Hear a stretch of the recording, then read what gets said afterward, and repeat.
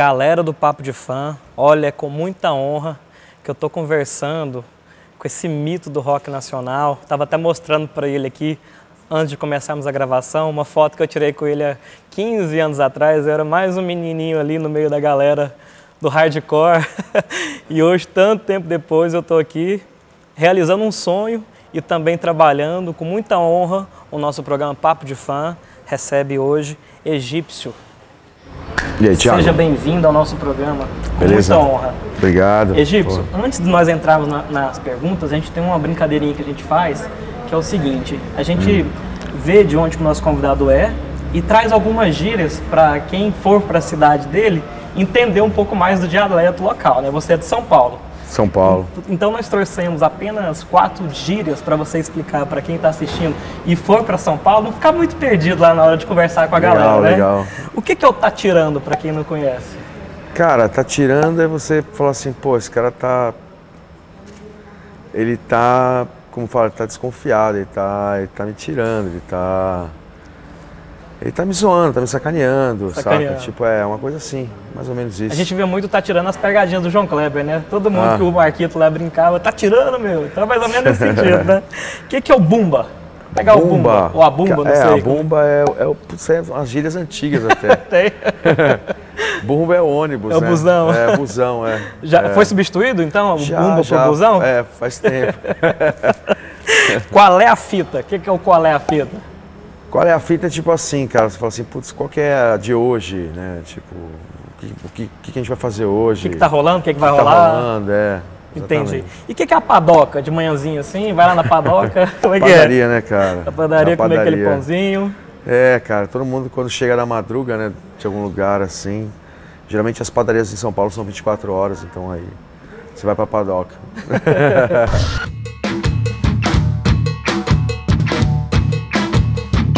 Agora o bicho vai pegar!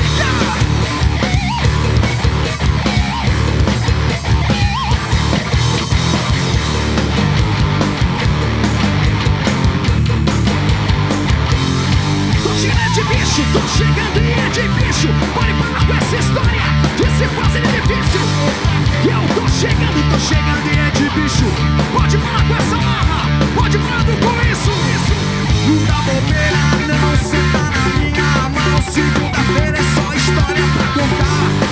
Não vem com ideia, não quero confusão. Mas vamos junto que hoje o bicho vai pegar. Chegou a tropa de elite, osso duro de rua. Pega geral, também vai pegar você. Tropa de elite, osso duro de rua. Pega geral e também vai pegar você. Tropa de elite, osso duro de rua. Pega geral, também vai pegar você. Tropa de elite, osso duro de rua. Pega geral e também vai pegar você. Chega lá, vou chegando e vou passar. Chega de repente, vai ser diferente. Sai na minha frente, meu irmão. Não vem com isso não. Tô chegando é de ladrão. Porque quando eu pego, levo pela mão. Eu não mando recado, vou na contramão. Década de 70, o que mais te marcou na década de 70, que você se lembra assim de cara, quando eu falo década de 70? Cara, eu começando a estudar, né, indo pro colégio e conhecendo a primeira vez as primeiras bandas de rock, né. O que me marca é isso, que foi bem nos anos 70, assim. Década de 80. Década de 80, eu já adolescente, já pendurando meu baixo nas costas para sair para tocar na noite, então eu lembro muito disso, assim, o meado dos anos 80, né, ali que eu estava com 17, 16 anos, onde estava aquele burburinho do rock nacional, tudo, aquela coisa toda, e de estar iniciando e começando a ter minha primeira banda. Década de 90. Década de 90, o nascimento do meu primeiro filho, do Vitor, é uma coisa que marcou bastante. E anos 2000? Anos 2000, a nossa entrada no rock, né, com Tijuana, que foi bem na virada do milênio, então foi uma coisa que marcou muito. Amigos, negócios à parte. Você acha que esse dito faz sentido ou não? Faz. Teve sim. algum episódio que você falou, nossa, isso aqui faz sentido, esse dito? Vamos supor assim, um exemplo. Você tem amigos, todo mundo tem amigo, né? Sim. E o cara, às vezes, por achar que é teu amigo, ele não enxerga a tua profissão como uma profissão. Ele acha que é porque você é amigo dele, né, que você tem que, tipo, fazer aquilo para ele e não cobrar nada. Do tipo, tipo show, vamos supor, se é um caso que eu sou amigo, o cara é muito meu amigo, se é uma coisa minha em particular, de eu ir pegar um violão e tocar na festa, ou seja lá onde for, né, no aniversário, alguma coisa assim, é uma coisa. Agora, ele querer que a banda vá, né, tipo assim, não tem como, eu não respondo por todos, então aí você chega nesse ditado, que amigos, negócio à parte. Não tem como, né? É o nosso ganha-pão, é uma empresa, é um trabalho. Então, se aquilo você reserva uma data, você está tirando um dia de trabalho da banda. Então, as pessoas têm que enxergar que não é porque você é amigo do cara que... E como é que você saiu dessa proposta cara, já aí? tiveram várias, né, velho? Várias assim do cara...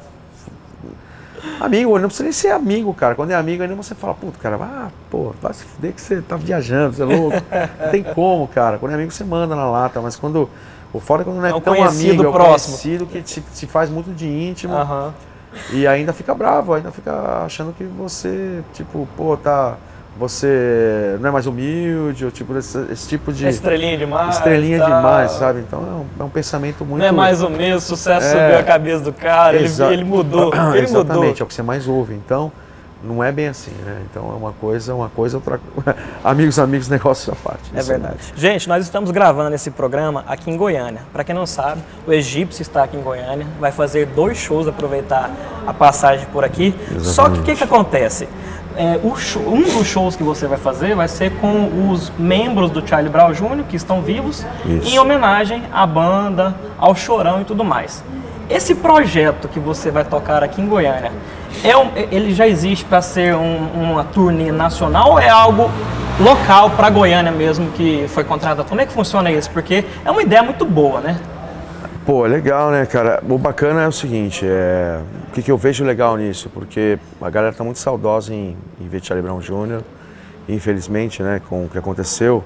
Tem 5 anos que a banda já está desativada, 5 não, eu tenho 6 anos, quase 6 anos. Então, tipo assim, o Marcão, o Graveto, né, que são os ex-integrantes que estão levando o nome aí pelo tributo, eles estão fazendo alguns shows, né, nesse formato, misturando ex-integrantes com amigos, com bandas que foram contemporâneas na época. Então tem tipo assim, tem pessoas que participam, o Heitor também, que tocou no Charlie Brown, que é uma fase do Chorão, que não era do início da banda. Tem eu que participo, tem o Digão do Raimundos que às vezes participa, Tico Santa Cruz às vezes participa. Nesse show em específico aqui em Goiânia, eu vou estar só eu e o Marcelinho, do Strike. Mas, cara, é uma galera que participa desse show. Tem o Calango da 1 Kg, o Maomé da Cone Crew. Então, tipo assim, existe um formato, existem alguns formatos desse tributo que estão rolando pelo país. E aí, praticamente em todos eu estou participando, assim. Mas é bacana, cara, pra gente reviver tudo com os sucessos, né, do Charlie Brown, que tem 1 milhão deles aí, uma banda no qual eu sempre fui muito fã. Os caras são meus amigos, né? Os que se foram eram, os que ficaram são.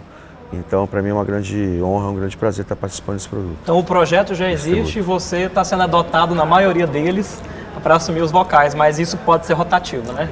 Isso é rotativo. Né? Tipo assim, na verdade, tem sempre mais convidados. É que depende muito da data da agenda para combinar e bater com todo mundo para ter.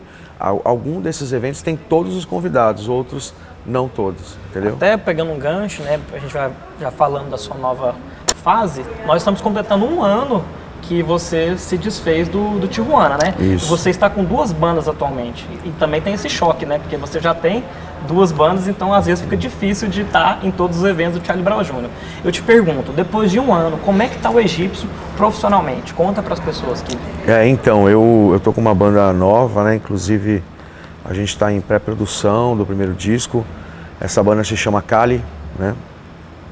Que é o diminutivo de Califórnia, que é uma homenagem a todo o som e tudo que me influenciou desde moleque, desde a música, né? Chili Peppers, entre Suicidal Tendency e outras coisas.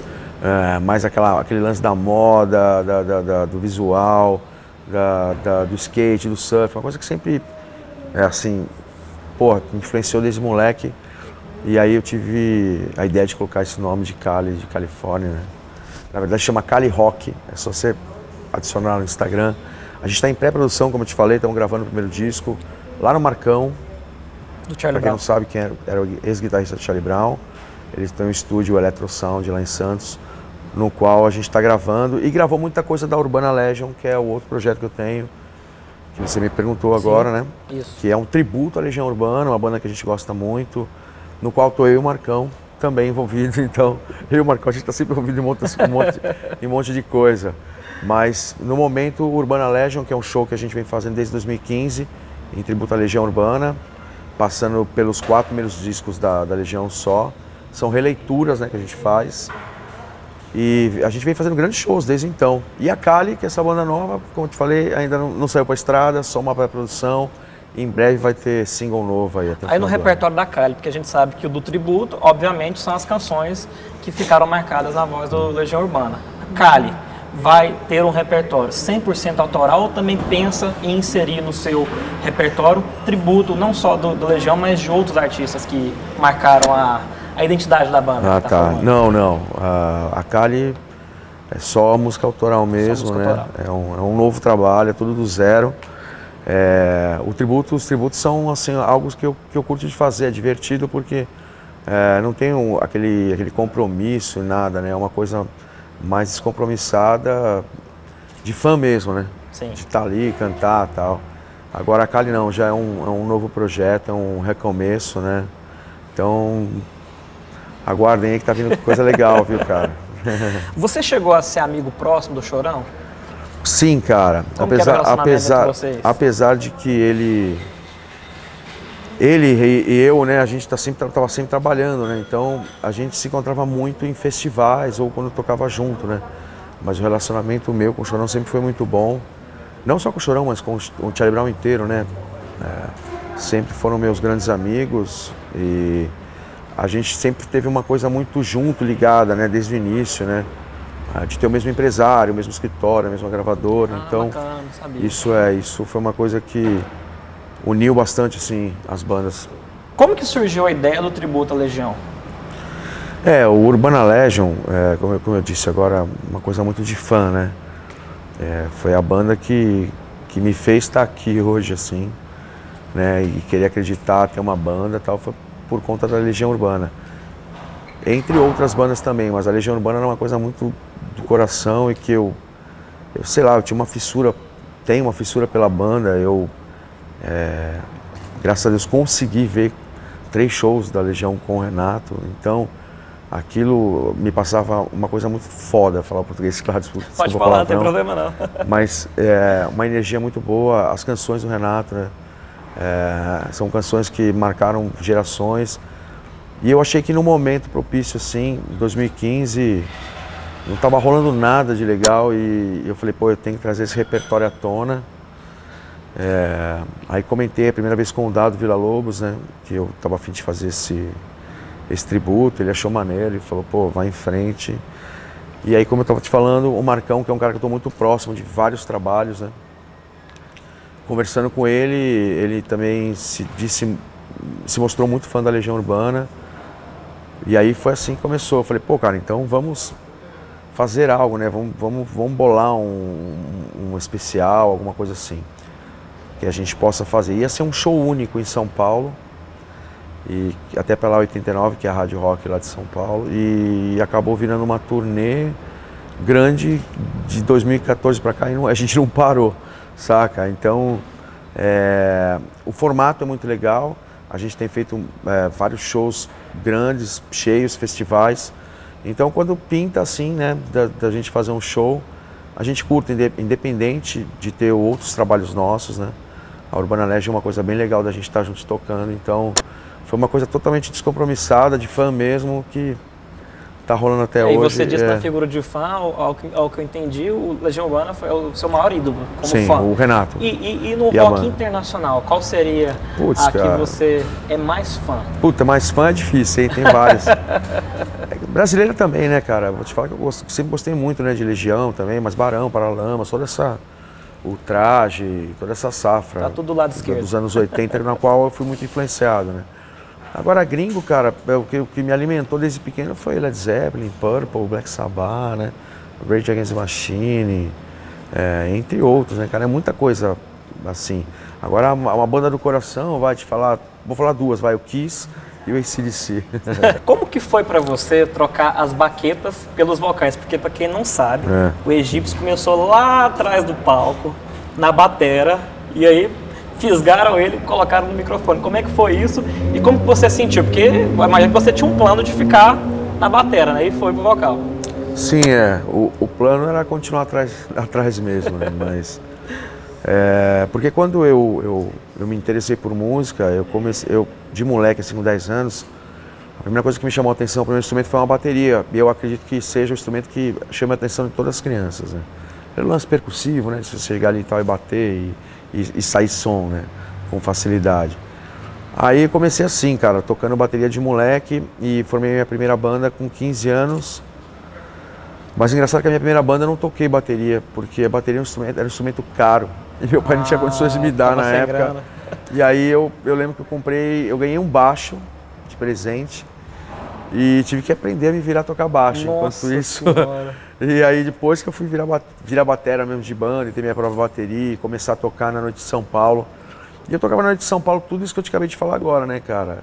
Legião, Paralamas, Plebe. Mas até então lá atrás? Lá atrás, na batera. Uhum.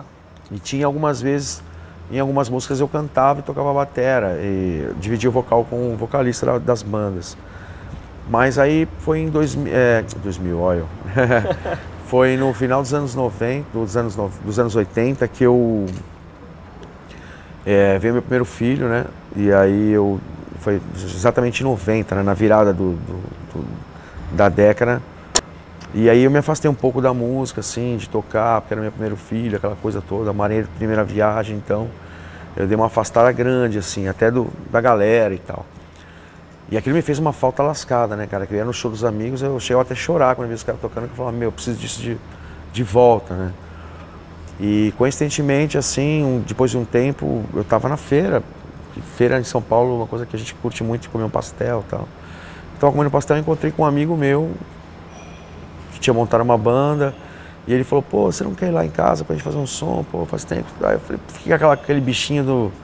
Aquela coceirinha, né? Coceira e tal. Aí eu peguei e falei, pô, eu vou.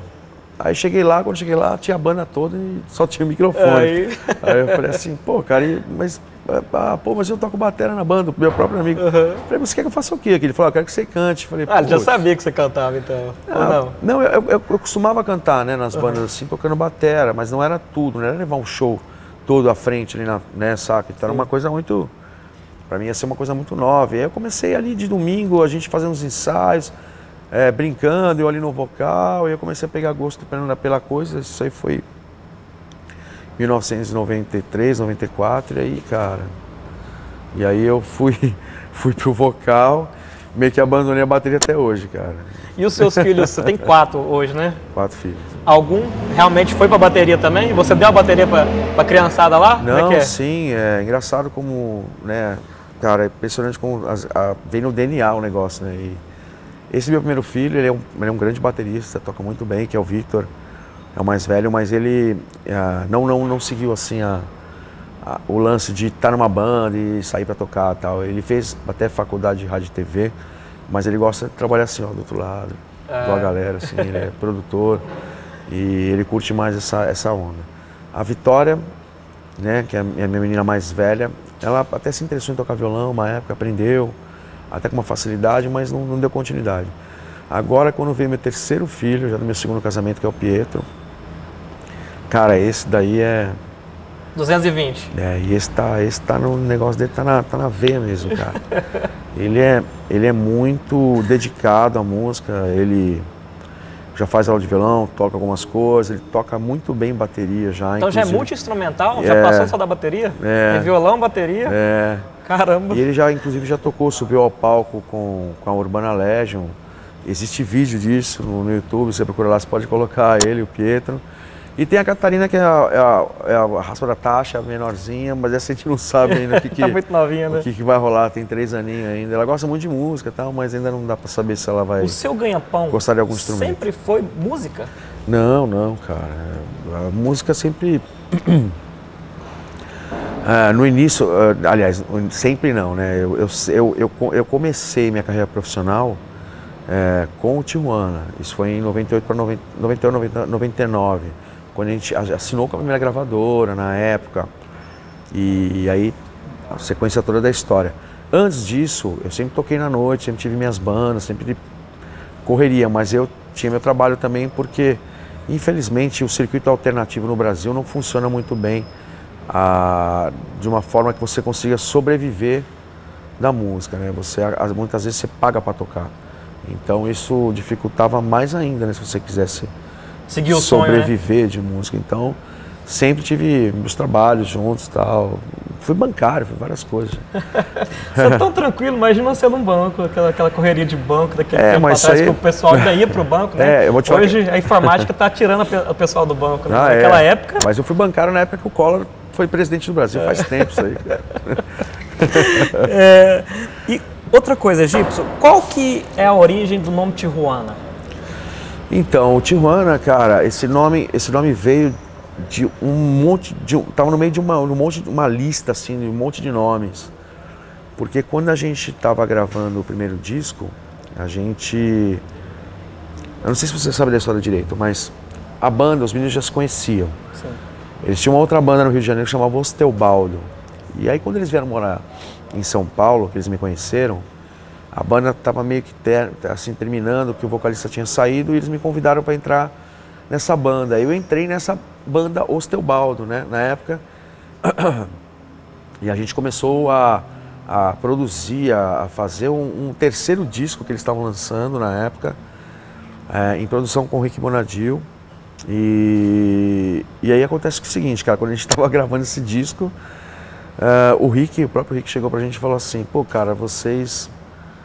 Posso dar um conselho para vocês? Ele falou: eu vejo hoje que vocês gravando, compondo aqui, vocês são outra banda, cara. Vocês não são mais os Teobaldo.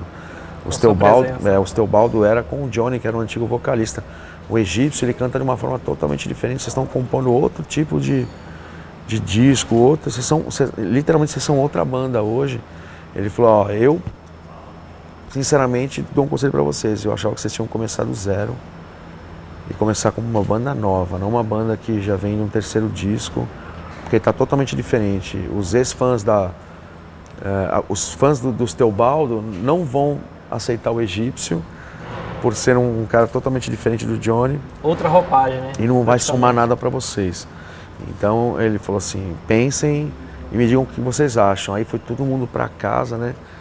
E, aquela pulguinha, né? Todo mundo, cara, putz, será que o cara tá certo, né, meu? E realmente, cara, quando a gente voltou, a gente tava gravando esse disco, né, que seria o terceiro, né, que virou o primeiro do Tijuana, que é o Ilegal, que todo mundo conhece, que tem esse monte de sucesso.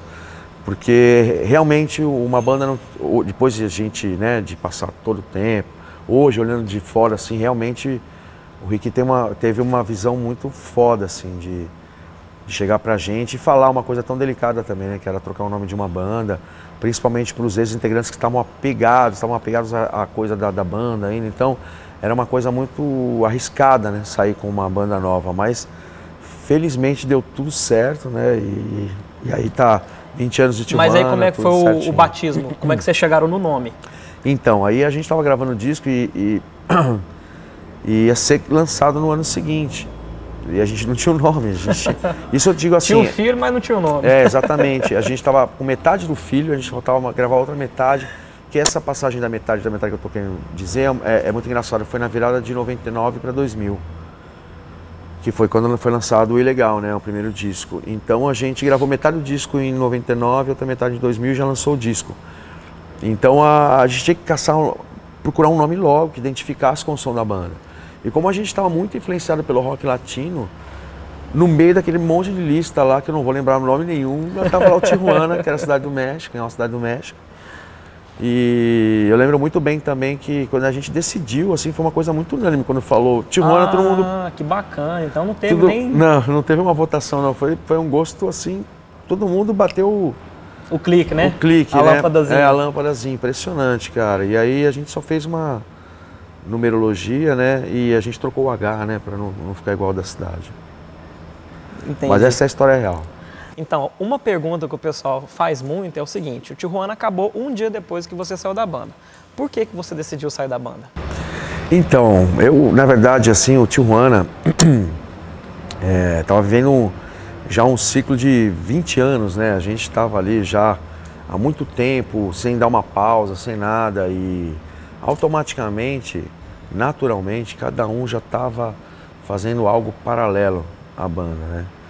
E não tão dedicado, inclusive eu me incluo nisso, né? A gente não estava tão dedicado ao Tijuana. E o Tijuana, uma banda, assim, ao meu ver, é até praticamente parecido com uma empresa. Se você não cuida, não tem ali o seu foco principal, a coisa não anda. E eu achei que o negócio estava muito assim, como se estava bem disperso, né? Cada um fazendo sua parada paralela.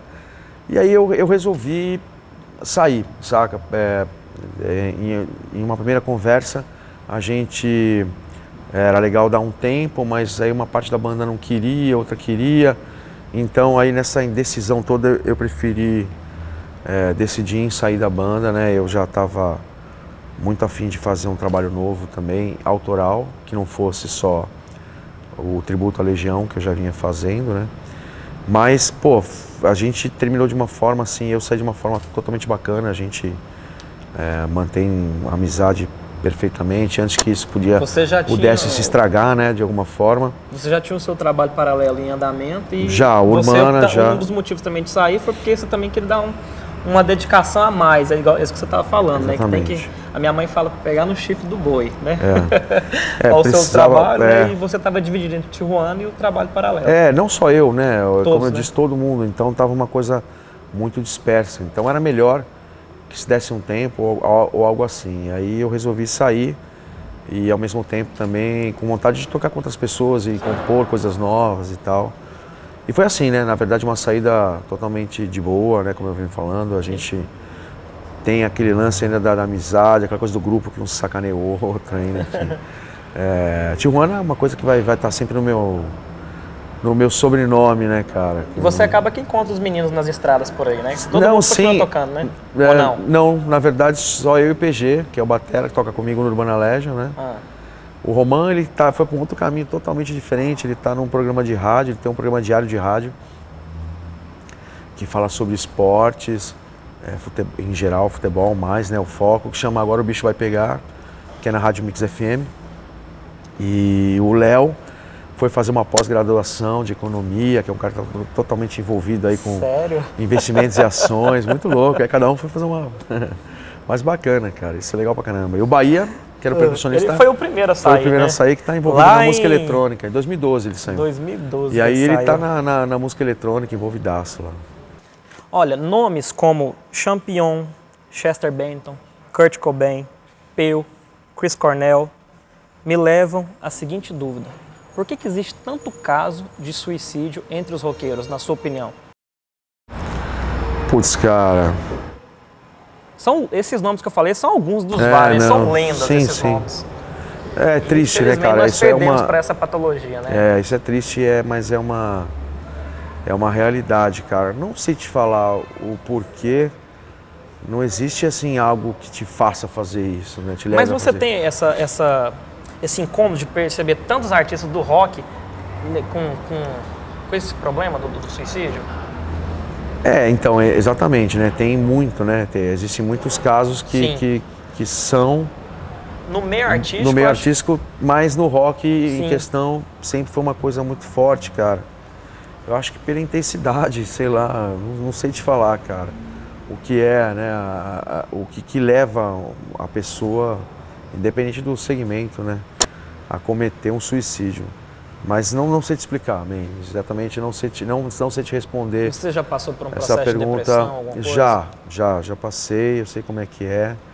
É triste mesmo. Você passou pelo seu processo de depressão depois que se tornou o egípcio, que o Brasil inteiro conhecia, ou antes? Antes e depois também. Antes e depois? Eu acho que a depressão é uma coisa que te pega, né? E você, às vezes, não saca, e isso não é detectado por você, mas às vezes por pessoas que estão à sua volta, ou às vezes nem isso. Então, eu acho que nesses casos aí que a pessoa acaba levando a esse final tão trágico por, de repente, ficar solitária, né? A pessoa vai se isolando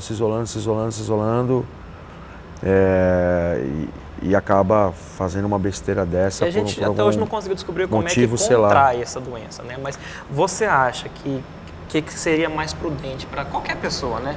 Ser uma pessoa mais aberta com os próximos, né, a família, para que elas possam detectar o problema, ou ser uma pessoa bem instruída, ou sempre ir buscando informações sobre a depressão, que é um assunto tão mal discutido ainda e que hoje já passou até o câncer como a doença mais perigosa exatamente, dos novos tempos. É o mal do milênio aí, né? Mas eu acho que a pessoa tem que estar bem instruída, né? Instrução em primeiro lugar. Eu acredito que sim, para que ela possa detectar que tem alguma coisa errada com ela e conte para alguém também. Sua instrução te ajudou no caso da sua me depressão? ajudou, cara, me ajudou. E o relacionamento com família e amigos também? Me ajudou, total. Acho que se eu não tivesse tido um apoio, com certeza, sei lá, né? Foi você que detectou o seu problema ou alguma pessoa próxima a você que detectou? Não, eu mesmo detectei que tinha uma coisa errada comigo. Interessante. Porque você acaba cara. querendo se afastar, né? E se isolar e não produz mais nada. Você fica, na verdade, sei lá, só pensamentos ruins na cabeça. Então, se eu acho que não tem... Se você não passa isso, pelo menos para uma pessoa que é muito próxima de você, que ela possa detectar e falar, opa, o cara tá mal, tá doente, a gente precisa ficar de olho. Né, pessoal? Tenha um bom relacionamento, seja aberto com as pessoas que você ama e busque informação. Acho que a internet, né? Não, a internet tem tudo. Demais, exato, dá um Google lá. Leia um pouquinho sobre a depressão. Agora, outros nomes: Amy Winehouse, Janis Joplin, Chorão, Didi Armoni, Jim Morrison, Lenny Stanley, o rock e a droga. Você acha que existe um link ou não? Cara, isso é meio lenda assim, não vou dizer que é lenda, mas não é só no mundo do rock, existe, no mundo de qualquer segmento, né? A gente ouve histórias, é que a do rock, as histórias do rock sempre dão uma enaltecida, né? E você assim, acha que isso é preconceito? Eu, as pessoas fazerem esse link ou não? Eu acho, porque, tipo assim, o roqueiro sempre foi taxado de doidão, né?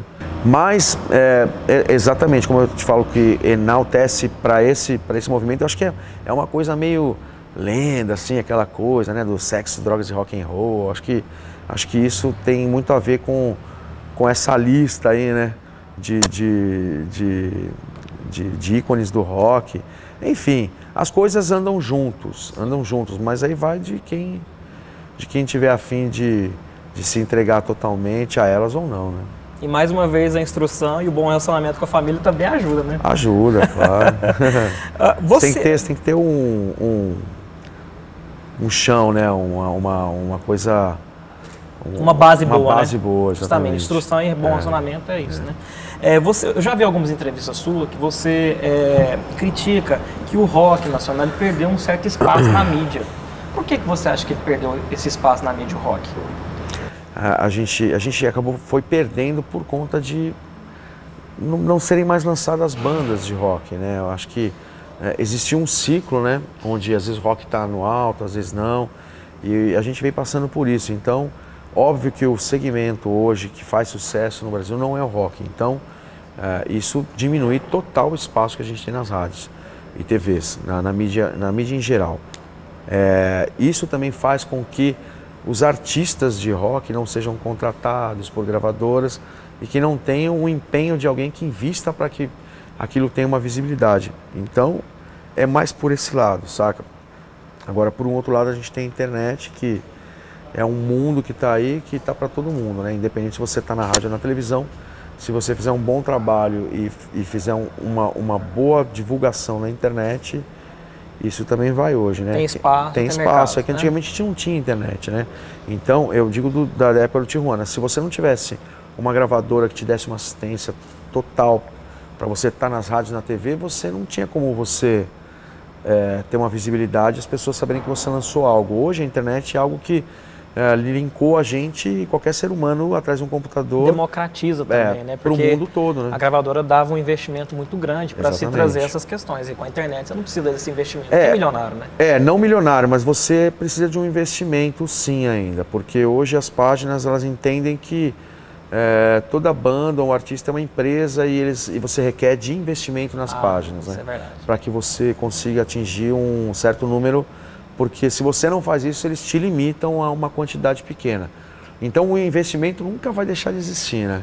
Ele só mudou de lado, né? Hoje ele não está tanto na TV e na rádio, mas está na internet também. Mas fica mais fácil, porque se você consegue um investidor hoje, você não precisa ter um link ou assinado com uma gravadora, com alguma coisa que vai te prender ali, você vai há anos e você também deixar as suas obras eternizadas pela gravadora e aquilo nunca mais vai fazer parte da sua vida, aquilo você não consegue mais ter para você. Você fica sempre atrelado à gravadora. Então, dessa forma, hoje existem as plataformas digitais, né? Deezer, Spotify, que hoje são os grandes sucessos da molecada. A molecada ouve nessas plataformas hoje. E existem hoje empresas, né? Que elas te colocam nessas plataformas digitais. Elas te cobram uma pequena porcentagem para divulgar isso. É como se fosse uma gravadora, mas não é bem uma gravadora, porque você não fica atrelado a eles. Você fica um pouco, meio que um sócio ali por uma quantidade pequena, mas a maior parte da fatia de arrecadação da sua música, da sua obra, vem para o artista. Isso é muito engraçado esse movimento das redes sociais, né? Que hoje elas conseguiram alcançar todo mundo e criaram ferramentas para que você faça um pente fino para o seu público-alvo. É muito fácil de você alcançar quem você quer alcançar, mas ela também restringiu a sua voz. Agora, para você ampliar ela, agora tem que pagar, né? Antigamente, quando essas redes começaram aqui, não tinha isso, né? Mas eles enxergaram que é um negócio também, né? Business, né? Eles enxergam que hoje, você investindo, você tem um alcance assim extraordinário de pessoas, né? E aquilo aquilo chega até ao seu consumidor, a quem vai ouvir tua música e tal. Isso é legal. Essa própria negociação que você trouxe aí também não a gravadora, mas essas novas empresas que cuidam das plataformas digitais serem mini sócios, digamos assim. Na sua época do Tijuana, quando os estouraram, isso nem passava pela sua cabeça esse tipo de negociação, né? Não existia. Ou você assinava uma gravadora, entregava sua alma para a gravadora, né? Que fazia parte do negócio também, né? Eu não vou cuspir no prato que eu comi, porque foi legal também. Sim. Se não fosse esse acordo, né, que a gente tivesse feito lá atrás com as gravadoras, a gente não teria feito o sucesso que fez. Eu digo não só o Tijuana, com todas as outras bandas, né? Que todo mundo... a reclamação de todos os artistas em relação às gravadoras são sempre as mesmas, né? É o lance de você ficar preso ali e você ter suas obras sempre com eles, e isso você não consegue retomar para você, né? É um contrato, cara, que você não consegue mesmo, sabe? Aquele negócio vai ficar eterno para a gravadora. Óbvio que você tem uma porcentagem, mas é o contrário, né? Não é igual hoje, que você fecha ali com uma Oni RPM, é o nome de uma dessas gravadoras, supostas gravadoras novas que te colocam nas redes, nas plataformas digitais. Hoje você fecha com eles uma porcentagem pequena para eles e o restante para você. Antigamente as gravadoras eram o contrário, era tudo para eles e nada para gente. Nossa então, senhora, que época! Era meio assim, E nessa época era uma coisa um pouco difícil. O grande lucro da banda era com a venda de shows? Então, era um pouco difícil trabalhar dessa forma, mas o grande lucro dos artistas eram nos shows. As vendagens de CDs também era uma coisa que não era assim uma porcentagem equivalente, era sempre mais para a gravadora e bem menos para o artista. Isso que você está falando na época que o CD vendia, né? Porque hoje em dia vendia. Não vende mais. Se você fosse um artista de expressão que vendesse muito, você ganhava dinheiro com isso, né? Porque você ganhava na quantidade. Mas se não. Sempre a maior fatia do bolo para os artistas nessa época eram os shows. Acaba que a vendagem de CD e DVD ficava para pagar as contas fixas e o lucro venda de shows. Os shows sempre trouxeram o lucro mesmo para os artistas, né? As vendagens, só como eu te falei, só se um artista era muito popular, vendesse milhões, aí isso dava Da última década para cá, hoje a sua agenda e o assédio das pessoas é menor? Putz, cara, não. Engraçado, Continua? né? Continua. E eu acredito também que muito por conta de eu estar também trabalhando sempre em minha imagem, né? Sempre... Você é meio workaholic? Sou, bastante. Bacana. Eu tenho uma pessoa que me ajuda muito, que é minha esposa, a Aretusa, né? Que é minha produtora, e ela também direciona muito o meu trabalho, né? Eu deixo tudo totalmente na mão dela, mas é uma coisa de renovação, cara. Por mais que o Tijuana trabalhou e esteve sempre trabalhando, mesmo na fase que não estava trabalhando, a gente acabava fazendo alguma coisa que levava a gente a algum lugar e alguma renovação de público. Após minha saída também do Tijuana, eu continuei mantendo a minha imagem total, né? Como eu te falei, gravando um trabalho novo agora, participando de vários shows, fazendo participações com artistas de outras cidades, esses tributos da Legião, o tributo do Charlie Brown. Então acho que todo esse meu trabalho, workaholic no último, né, cara? Que além de todas essas bandas, todos esses projetos que eu toco ainda, eu cuido do escritório em casa junto com ela. Então é uma coisa assim que eu não durmo, né, cara? Durmo assim, durmo para descansar mesmo. Acordou, um novo dia, vamos nessa. E você acha que tendo a esposa, estando ao seu lado profissionalmente também, isso contribui positivamente no seu casamento? Ah, bastante, né, cara? Porque ela sempre trabalhou no meio, então ela entende, né, que a minha vida é essa, cara. Eu tenho que estar onde está o público e é por isso que eu renovo cada vez sempre minha imagem e mantenho ela até hoje. Então, óbvio que tem muita gente que de repente não conhece, não me conhece assim, né, pessoalmente, mas conhece a banda. E quando vem, fala, pô, é você e tal. Isso rola bastante. Então, graças às redes sociais e a todo esse trabalho que eu venho fazendo também sem uma pausa e trabalhando e tocando com todo mundo, isso me mantém ainda no mercado assim, como uma pessoa que as pessoas me reconhecem da mesma forma de antigamente, assim. Deixa eu te fazer uma pergunta, uma curiosidade de quem não é roqueiro. O rock, ele tem uma série de subgêneros, no metal, hardcore, sei lá, vários nomes. Por que tem tantas classificações assim? Em cima tem um rock, tem vários tipos de rock para quem é leigo, digamos assim. Como que funciona isso? Cara, é difícil de responder essa pergunta porque, na verdade, as pessoas se auto-intitulam, né? Intitulam você, né? Ah, você é hard rock. Você... Sim, quando eu jogo, por exemplo, o nome da banda ou o seu nome no Google, né? Aparece até lá, no inclusive, metal, as especialidades, digamos, do Tijuana, do egípcio, toca mais aquilo ali do que lá. Cara, é muito doido, mas é isso, né? Existem o rock e as suas vertentes, né? São várias, como você falou, sim, né? Hardcore, o metal, hard rock, black metal, thrash metal, indie rock, putz, ska rock, existe 1 milhão. Eu acho que o rock é um gênero... O rock, na verdade, é mais um lifestyle, né? Mais uma coisa de atitude, lifestyle de uma banda, do que o próprio som. E eu acho que o som se define com outro, né, com outro ali, um outro sinônimo da coisa, enfim. Eu acho que o rock tem muita influência de tudo, né, inclusive do soul, do blues, da música negra, né, de onde veio toda a influência do rock, o início do rock. Eu acho que se passa por várias coisas. O Tijuana mesmo era uma banda que gostava de misturar o rock, que era a essência da banda, mas a gente misturava com música latina. Pô, o próprio Pula tinha uma batida de funk do morro, né, misturado. Então era uma coisa muito doida, assim, que a gente sempre gostava de estar inovando e misturando.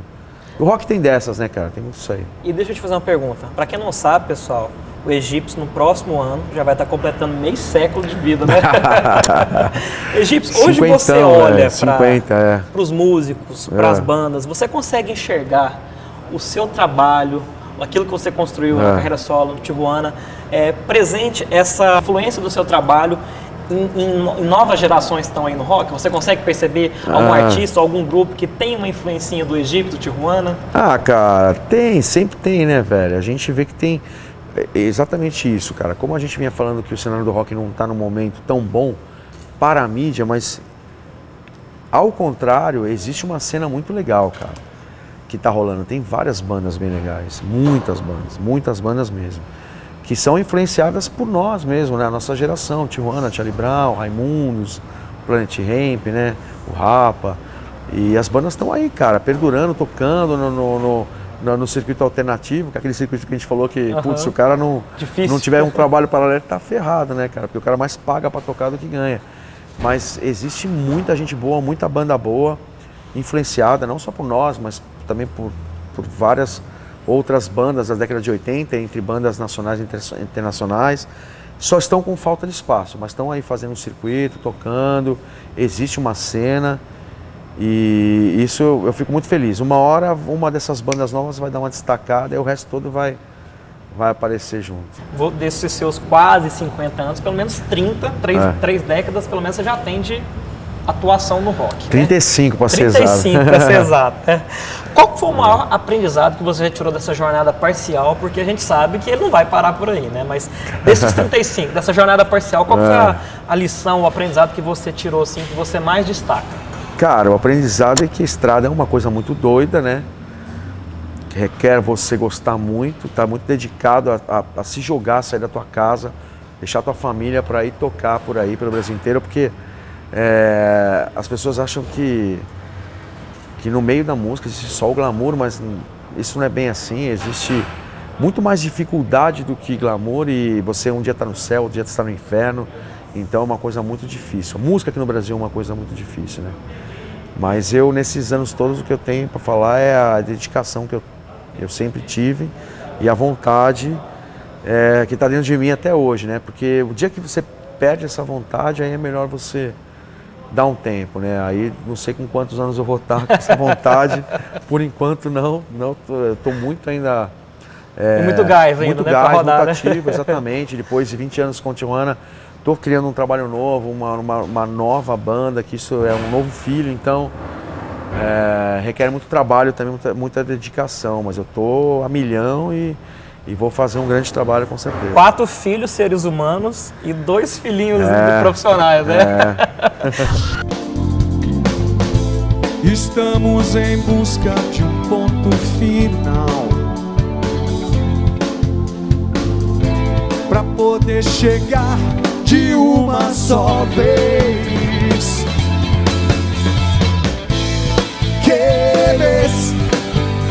Que ves quando me ves,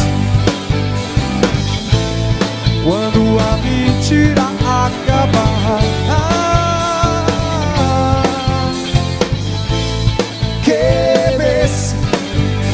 Que ves quando me ves,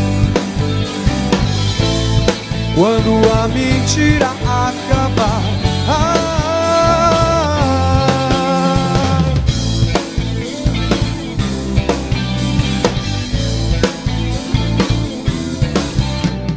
Rock nacional ou rock internacional? Nacional. Nacional. Bateria ou vocais? Cara... Aqui é pra te apertar mesmo, aqui é só coisa que você gosta. Aí é difícil, viu, man? Te falar, porque eu gosto dos dois, mas vou optar pelo vocal, vai. Vocal. Palmeiras ou Seleção Brasileira? Palmeiras. Palmeiras. Né, cara? Lógico. Tropa de Elite 1 ou Tropa de Elite 2? Cara, é difícil essa pergunta também, porque os dois filmes são muito bons, né? Mas vou no primeiro, porque o primeiro foi aquela coisa da novidade, né? De ser o primeiro, então Tropa de Elite 1, vai. Vejo Gnomo ou Fecho Olhos? Vejo Gnomos. Vejo Gnomos? Sempre. Praia nudista ou sexo fácil? Putz.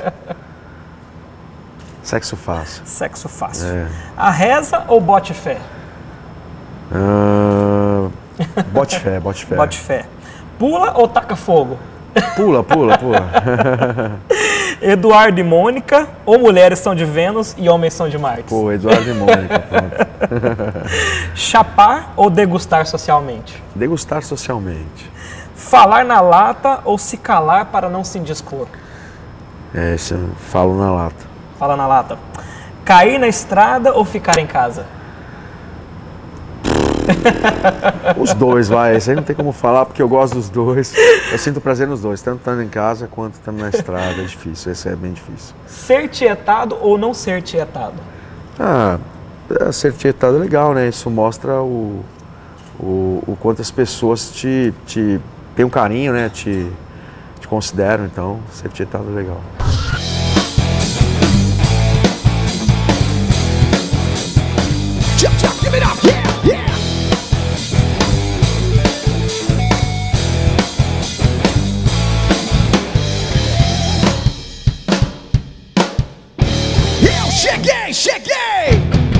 Eu cheguei acelerado e vendo tudo diferente, até que a festa tava boa e tá todo mundo presente, mas de repente alguém na porta, e aí, sei lá, tem gente, pé na porta é a polícia. Eu já falei que tá na mente, mas o cara não engoliu. Meu irmão, tu vacilou, muita calma nessa hora. Sujou, sujou, sujou, sujou, sujou, sai que os homens tão enquadrando.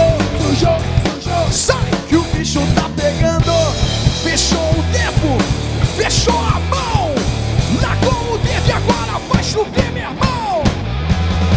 Eu tô chapado, mas eu tô chapado. eu tô chapado, chapado, chapado. Tira o pé do chão, eu tô chapado, Mas eu tô chapado. eu tô chapado, chapado, chapado. Tira o pé do chão, então pula, pula, filha da pula, pula, filha da pula, pula, filha da pula. Dizem que as mulheres são de Vênus porque Porque os homens são de Marte, óbvio.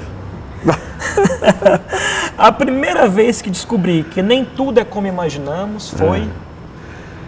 Putz, cara, a primeira vez que eu percebi que nem tudo é como imaginamos, quando eu assinei a primeira vez um contrato com a gravadora. Pronto. A vitória mais importante que eu tive foi... A minha filha, Sua filha qual? a Vitória, Vitória. se chama Vitória. Credibilidade pra mim é... Credibilidade, honestidade, honestidade. respeito, O maior problema no Brasil é a corrupção. corrupção. Ser bem informado é... É tudo, cara. Ser bem informado é tudo pra sua vida inteira. Eu acredito. Informação é tudo na sua vida. É verdade. Além de malhar na academia, tem que malhar aqui, ó. Ah, é, não, Não é olha na verdade? academia deixa pra depois. Massa muscular. Nas horas vagas. A massa encefálica também é bem importante. Mundo foi quem lhe acolheu por pura caridade, mas quando foi pra escola não podia mais ficar, então ela partiu. Aos 12 não é mais criança, e não pode esperar por alguém assim no resto da vida. Me diz então o que você fez, o que você fez na sua arte de sobreviver, esse seu jeito de sobreviver. Me diz então o que você fez, o que você fez na sua arte de sobreviver, esse seu jeito de sobreviver. Ela não sabia o que é o amor, ela não sabia mais. Que ano a banda Tijuana surgiu, nasceu? Então, o Tijuana nasceu em no final de 98, né? Onde a gente começou a compor um disco, que seria o nosso primeiro disco ilegal, mas nós fomos lançados, né, para a grande massa em 2000, no ano de 2000. Qual foi o primeiro músico a abandonar a banda? O primeiro a pular do barco foi o Baianinho, o Bahia, nosso percussionista, que se envolveu com a música eletrônica, no qual ele está envolvido até hoje. Qual é o nome do primeiro hit da banda? Nosso primeiro hit não é necessariamente a primeira música de trabalho que tocou da banda. A gente teve uma música que tocou antes, que foi Praia Nudista, que foi uma música que deu início ali de uma banda nova, mas o hit mesmo ele apareceu na música seguinte, que foi o Pula, onde essa música tocou no Brasil todo e nos proporcionou a sair em turnê pelo Brasil todo, né? pelo país todo. Por isso que eu considero ela como o primeiro hit da banda. Foi ela que nos proporcionou isso. Qual é o nome do ator que participou do DVD ao vivo da banda? Nosso único DVD, então tá fácil. O nome desse cara é André Ramiro, nosso amigo André Ramiro, lá do Rio de Janeiro. Se não fosse a música de Tijuana, qual seria o nome do filme Tropa de Elite? Vocês sabem? Para quem não sabe, o nome, na verdade, não seria. O nome do filme Tropa de Elite é um nome fictício. O nome dele na Ancine, ele consta como Bop. Então, o nome do filme não é Tropa de Elite, sim Bop. E aí o Tropa de Elite acabou virando o nome por conta da música. Em quais países a banda já tocou? A gente fez tour pelos Estados Unidos e Japão. Quantos instrumentos o egípcio sabe tocar? De verdade, nenhum. Tô brincando. Eu gosto eu sou atrevido, né, cara? Eu gosto, assim, de tentar, né, de aprender. Mas o instrumento mesmo de coração é a bateria, né, no qual eu disse que começou toda a minha história, a minha vontade, a minha trajetória pela música, que eu acho que é o único instrumento que eu toco direito. Mas eu gosto de violão, eu gosto de tocar um violão, toco um pouco de contrabaixo também, mas assim, brincando, nada sério. Vejam só dessa manhã tão cinza, a tempestade que chega é da cor dos teus olhos castanhos. Então me abraça forte, me diz mais uma vez que já estamos distantes de tudo. Temos nosso próprio tempo, temos nosso próprio tempo, temos nosso próprio tempo. Não tenho medo do escuro, mas deixem as luzes acesas agora. O que foi escondido é o que se escondeu, e o que foi prometido ninguém prometeu, nem foi tempo perdido. Somos tão jovens,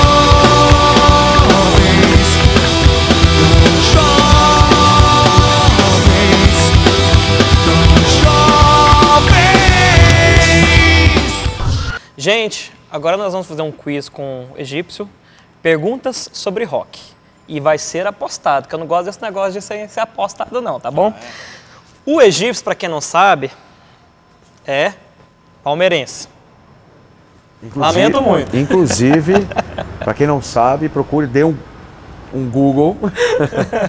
Tem uma versão do hino do Palmeiras feita pelo Tijuana, que é muito legal. Eu, para quem não sabe, sou flamenguista. Ah, é? Pô. Mas você é daqui? E é flamenguista? Aqui eu sou Goiás também. Ah, tá. Mas a gente sabe que existe uma rivalidade muito grande entre Palmeiras e Corinthians. Ah, é.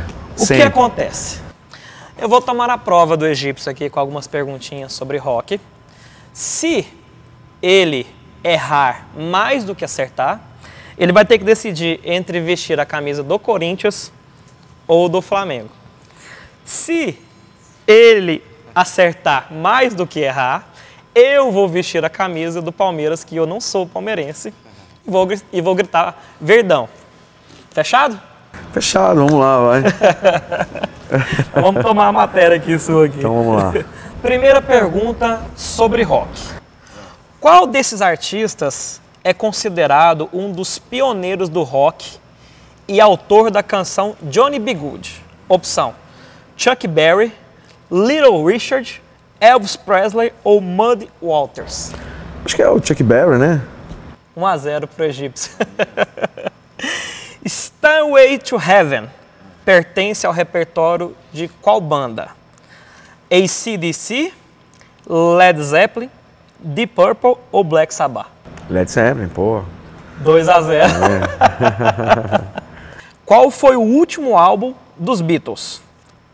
Abbey Road, A Hard Day's Night, Let It Be ou Sgt. Pepper's Lonely Hearts Club Band? Eu não sei essa daí, eu vou Então chutar. agora vai ser a primeira que eu vou ganhar, então. Eu vou chutar, foi o Sgt. Peppers aí? Não? Let It Be. Aí, tá vendo? 2-1, egípcio, Esse ainda tá aí, ganhando. No dia que teve Beatles eu faltei, velho.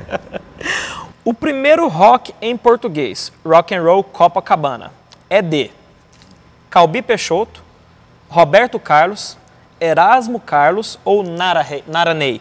Calbi Peixoto? 3-1, egípcio. Isso aí. A canção do Rock Balboa, Eye of the Tiger, é da banda Europe, Survivor, Journey ou Tato? Survivors. Pô. 4-1, egípcio. Quem foi o substituto de Ozzy no Black Sabbath? Ronnie James Dio, Robert Plant, Kurt Cobain ou Steve Harris?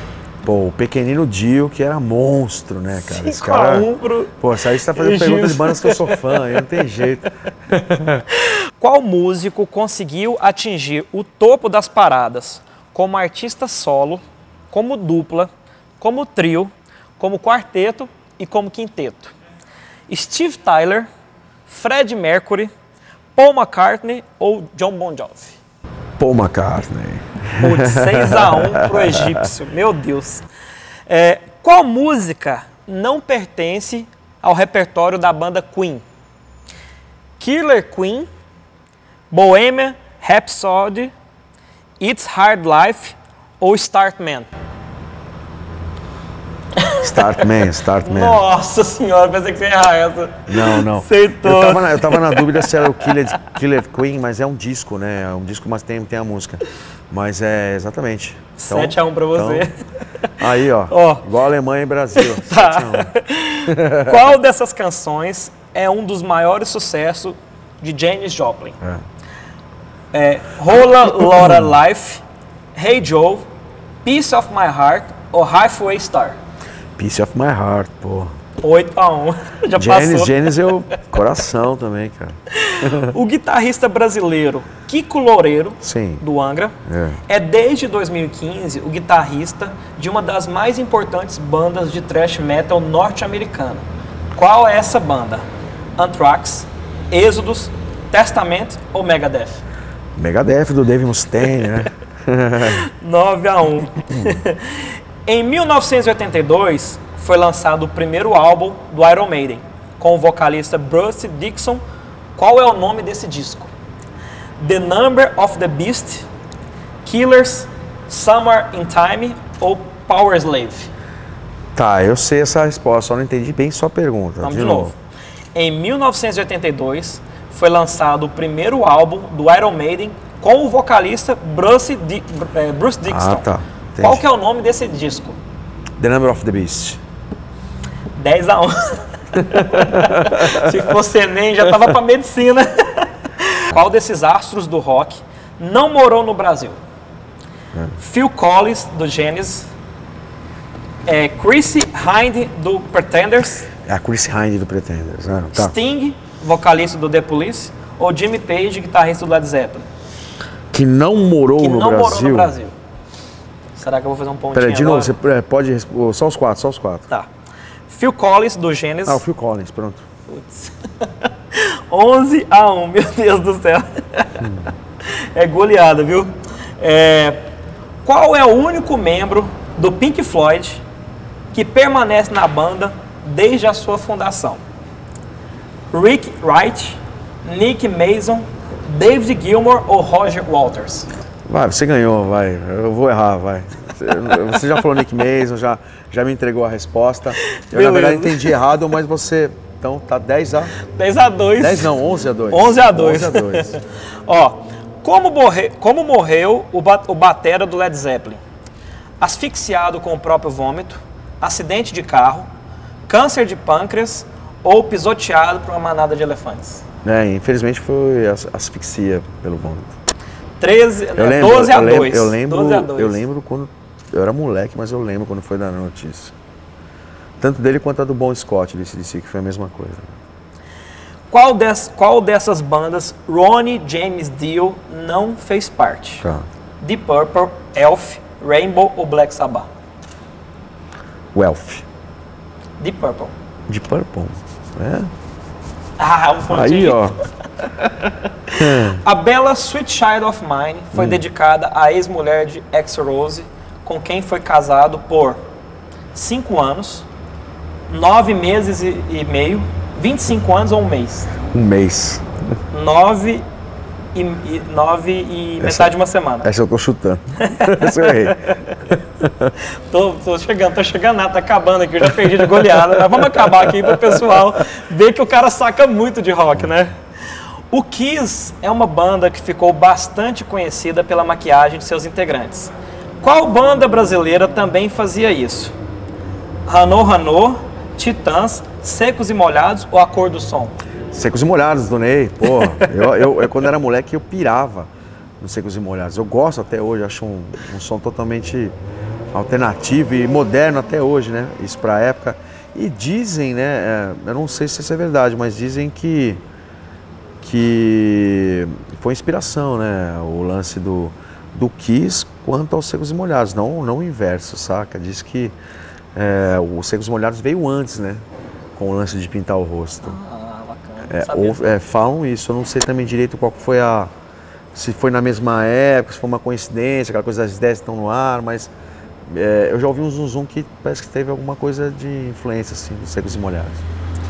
Além de ser um excelente cantor e compositor, Bruce Dickinson é roteirista, piloto, ator e radialista, engenheiro, jogador de futebol, enólogo e jornalista, geólogo, professor de piano, surfista e mergulhador, ou fonoaudiólogo, comediante, taxidermista e escritor. Nossa, é o primeiro, que ele é piloto, né, de avião. Piloto.